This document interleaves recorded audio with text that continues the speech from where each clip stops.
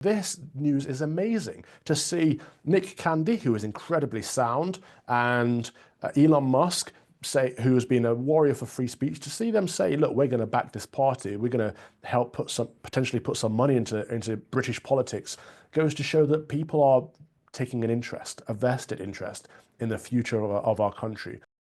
It's a picture which is going to send a chill through not just the Labour Party, but also the British establishment.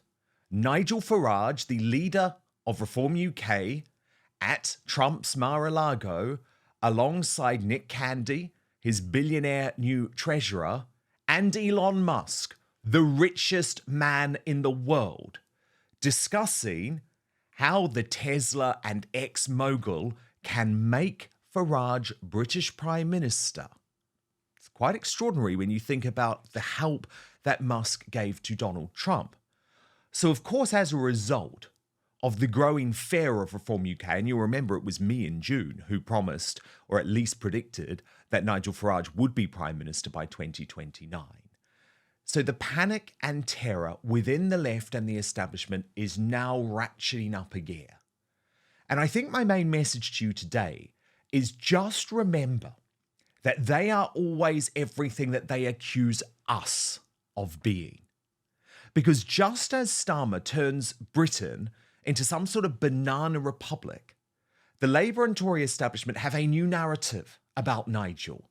Reform UK, they say, is somehow a threat to democracy, even though it's their parties who tried to overturn the biggest democratic vote in British history in Brexit, or their party, in the case of the Conservatives, who actually undermined why we voted to leave by opening the doors up to mass immigration.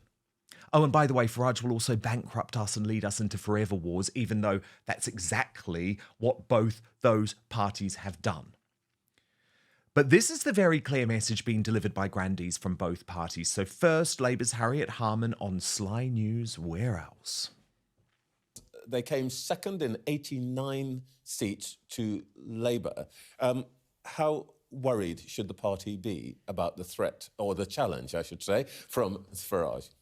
Well, I think people should be very concerned about reform, because they're not just a threat to individual parties, but I actually think they're a threat to democracy, because they are offering easy answers, she says. Hardly. As Nigel put it, the Labour Party are now using the same threat to democracy line that the Democrats used about Trump. Look how that worked for them. But now the Conservatives are following that same playbook. The former Tory chairman, Lord Patten, establishment through and through. Here he is on the Labour Broadcasting Company. I don't put anything past Mr. Farage and his colleagues. I think they do represent a threat to democracy and to good government in this country. I don't think I take him as seriously as some people do, because he's so absurdly the sort of the loudmouth in the saloon bar that you leave the saloon bar in order to avoid listening to. But you know, there won't be an issue likely to get on the front page of a popular newspaper, which he won't have taken up in some way or other. But I think that to favour a government whose views on foreign policy, if implemented, would have us at war, whose views on the economy are ridiculous and would completely bankrupt us rather than just partially bankrupt us. What utter bollocks. Farage, like Trump, will be all about avoiding wars at any cost. As Superwoman Suala's hubby and new Reform UK signing Rael Braverman put it, when will the establishment realise that smearing reform as a threat to democracy is a tired, desperate tactic? Enough hemorrhaging. Let's have real debate, not recycled scare stories. They're scared because reform challenges the two-party status quo and their grip on power. My prediction, this rhetoric will only get worse and more neurotic in the coming years. This is where the real battle lies, challenging their fearmongering and exposing the truth. But indeed, let me be clear with you. The only real threat to British democracy is this Labour government, which is now refusing to confirm that local elections will take place in growing Farage hotspots like Essex, Hertfordshire, Kent, Lancashire and Sussex next year, just as they are set to be utterly annihilated by a surging Reform UK. So here's the local government minister, Jim McMahon, failing to confirm that those elections will indeed go ahead. 21 county councils in England and 10 unitary authorities as well, all up for election in May. Will every one of those elections go ahead, Minister? So more details will follow later on. I'll be making a statement in Parliament this afternoon that will set out the detail of that. But this is an open invitation. So they won't be then, Minister? But it's an open invitation for councillors who want to be part of an early tranche of reorganisation and devolution. Why aren't they all going ahead? And I would say, even before the white paper has been published, maybe there's a problem with the line. Why aren't they going ahead, Minister? Well, at the moment, the assumption is that elections are going ahead. However, it's usual in a process of reorganisation that when a council makes a request for reorganisation, that if there are elections taking place to a council that it essentially won't exist within the term of those elections, then you hold off the elections and you elect to a shadow body, and the shadow body basically is a form of the new councils that will follow. Farage described that as an act of desperate government and compared Starmer to a third world dictator. And Reform chairman Zia Youssef said he was governing like a despot. Now, I've been saying that for months, actually, given Starmer is locking up political prisoners for tweets, Facebook posts or citizen journalism. Reform UK made little headway on the issue in Parliament either. Yesterday, a former Labour deputy leader referenced my party as a threat to democracy. Now, I'm sure that was a cute turn of phrase for television, but given the framework you've laid out for elections next year to be gained so easily, isn't the real threat here potentially the Labour Party? Yeah. I mean, I wouldn't characterise the party opposite as a threat to democracy, but I think there might be a threat to sanity. I think we are all tested on a too regular basis by, I would say, fairly ridiculous statements that try to wedge and divide instead of coming together. And there's one thing about devolution, which is regardless of party politics, what we have seen in local areas across Labour, the Democrats and the Conservatives is that when it comes to the people and the place and putting communities first, party politics are put to one side, and I extend that invitation to the Reform Party too. But they're panicking, folks. Look at this from Lewis Goodall of the fake news agents on seeing the picture of Farage alongside Elon Musk and Nick Candy. He wrote, "The lack of urgency from the government on updating electoral law to prevent a huge injection of Musk's money into British politics continues to surprise." He is literally advocating for a law to undermine Reform UK. That is threatening democracy. Reform's Rupert Lowe wrote furiously, "Cancelling elections is not acceptable and must not be considered. The people must have their say. There's your real threat to democracy, Harriet Harman." And Howard Cox added, "Cancelling the local council elections shows that communist dictator Starmer is scared of Reform's growing support and undoubted future success at the ballot box. He is running scared." And yes, he is. Yes, he is. And let me tell you, delaying the elections to 2026 or 2027 won't change a fundamental truth, which is that we are sick of being lied to and ready to smash the uni party. Using the same tropes that Kamala Harris tried and failed is true desperation. It will not work.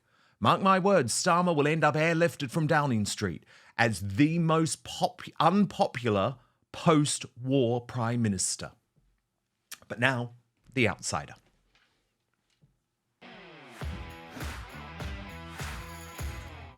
Father Calvin, they're in meltdown. They're in total meltdown. The sight of Musk, Candy, and Farage is freaking them the hell out, to the point where you've got a journalist like Lewis Goodall, absolutely beloved on the left, literally suggesting a new law. A new law, Calvin. They always want to find a way to shut down the British people, don't they? Lewis Goodall is a horrible man. I remember bumping into him outside News Corps when you'd just been suspended, and he was celebrating. Like, imagine celebrating a co-journalist being suspended from their job. Nasty, nasty person. Yeah. But you know what, Calvin? He's not a journalist. He is an activist. And doesn't this post just prove it? He hates Elon Musk because Elon Musk is for free speech. Now, remember, this is a guy who is absolutely happy with the unions funding Labour. He's not suggesting that should change. Oh, yeah. Well, this is the thing. The left will continue to use this rhetoric now of they're going to disrupt our democracy. They're going to challenge our democracy. When they say that, and at the same time they're saying, actually, we need to stop these people from being funded. They are the ones who are going to undermine democracy. The left don't care about democracy. They care about themselves being in power. They want fellow lefties to be in power. They'll do anything they can to prevent other people from getting into positions of influence and power. Now, Nigel Farage reform, I have reservations about, but this news is amazing to see Nick Candy, who is incredibly sound, and Elon Musk, who has been a warrior for free speech, to see them say, look, we're going to back this party, we're going to help potentially put some money into British politics, goes to show that people are taking an interest, a vested interest in the future of our country. And we're seeing the socialists literally dump our country left, right, and centre. And I mean that literally, in that we're seeing them flogging off parts of the country. We're seeing them send people to prison for free speech and for free thought in some occasions with the silent prayer situation. So Labour are being abysmal for our land, and then there are people who are saying, "Look, we want to make a difference here," and the left are instantly saying, "We need to shut them down." It's quite fun to see this happening. I think if Elon Musk puts in a few million and Nick Candy puts in $1 million or so, then the shape of British politics for the next 4 years will be very, very different. This could be the thing that breaks the two-party system. We live in a uniparty. It's awful. No one likes the Conservatives. No one likes Labour, but we have no other choice. And so if we're offered another choice, things could change, finally. And it needs to change. It needs to change. We need this fundamental change. But how hilarious, Calvin, that at the same time, all of these usual suspects are trying to suggest Farage is a threat to democracy, Reform UK is a threat to democracy. They are actually cancelling elections as if that's some sort of tin pot African dictator. God. Like, what does democracy mean to these people when they say that something is a threat to democracy? They mean themselves. They think they are democracy. When they say reform is a threat to democracy, they mean reform is a threat to us. We have been threatened by reform. They're not democracy. If anything, the commies are the anti of democracy, the opposite of democracy. So let's get rid of them. Yeah, indeed. Indeed. I mean, goodness me, this is a really exciting time, I think, but it is also very interesting, Calvin, to see the lengths that they are going to go to. And we see this all the time, don't they? First they laugh, first they deride him. With Farage, it was trying to humiliate him. Oh, he only got into Parliament after attempting 6 goes, never going to happen. Oh no, the Tories will come back. All of a sudden they're panicking. And so now what do they want to do? They want to shut him down. It's the same thing that Trump faced. It's the same thing Le Pen is currently facing in France. It's going to be fascinating to see the lengths they go to, the lawfare they will use, the government quangos that will be absolutely pushed forward. For example, the off-communists who will inevitably ban Farage from hosting his show on GB News. They're going to try everything. But the difference this time, Calvin, is I think it's too late. I think it's too late. I think we've had enough, because this country, mark my words, we are in such deep trouble that actually it's probably too late by 2029. It turns out the key to losing weight and keeping it off is not in carbs or fat or even in probiotic-rich food. No, the end game of having a healthy weight, as well as more energy and a long, healthy life, comes down to a specific switch you can flip in your body to flush out unnecessary calories. Dr. Stephen Gundry is calling this the caloric bypass. And by activating this specific process in your body, he has seen thousands of people dramatically improve their health, even at age 50 and beyond. This includes losing weight, getting tons more energy, and returning to the good health they had in their youth once they simply addressed this one key to better health. Not only that, this is actually associated with improved digestion, strong feeling joints and muscles, smoother skin, and healthier lives, meaning it could be the key to a happy life. Dr. Stephen Gundry has lost 70 pounds himself using his research and has kept the weight off for over 20 years and counting. His digestive issues are gone, his health is fantastic, and he feels younger and healthier today than he did in his 40s. His video has been watched by over 20 million people to date, and you can watch and learn more about it at thehealthyfat.com/outspoken. It's linked in the show notes of this video, but he'll teach you exactly how he has kept his weight off for free at thehealthyfat.com/outspoken. Just click on the link in the description below the video. But now, back to the show. Yeah, it's time for a massive culture shift. Something does need to change, and we only have a few years to work this out. And so if there is no other major party to vote for, we're done. And this country will go down the pan. And so if Reform, maybe UKIP, Reclaim, if these parties on the right manage to get their act together, work together, if people on the right of politics manage to get some backing and some support, we could see things turn around for good.